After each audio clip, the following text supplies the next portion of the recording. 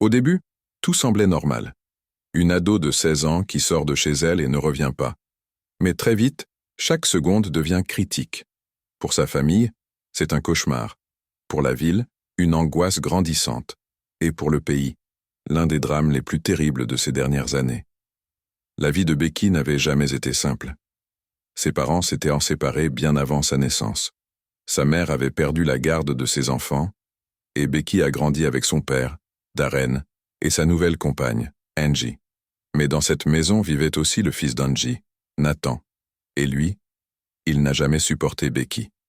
Dès l'enfance, il la rabaissait, se moquait d'elle.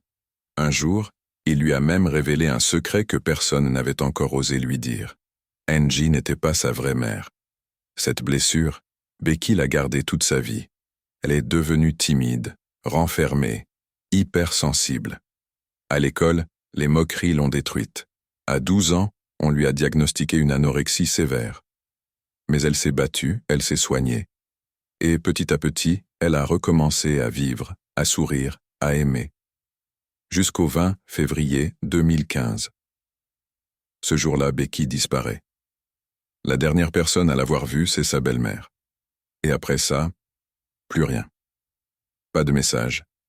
Pas d'appel. Silence total. La police se lance alors dans une immense opération de recherche. Toute l'Angleterre partage sa photo sous le hashtag #FindBecky. Mais les jours passent et l'espoir s'effondre. Les enquêteurs interrogent tous ceux qui étaient dans la maison ce jour-là. Et rapidement, 2 noms reviennent sans cesse. Nathan et sa petite amie Shona. Leur version des faits est identique. Trop identique pour être honnête.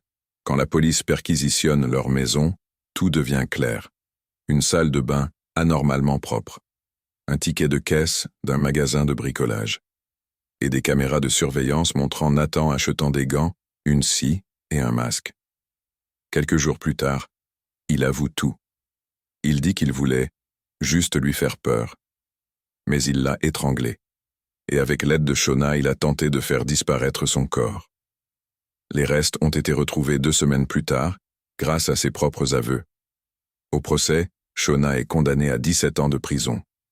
Nathan, lui, écope de la perpétuité. Toute l'Angleterre a été choquée. Ses amis disaient d'elle qu'elle était douce, discrète, pleine de vie. Elle voulait juste être aimée.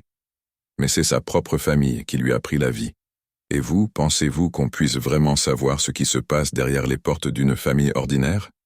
Dites-le en commentaire.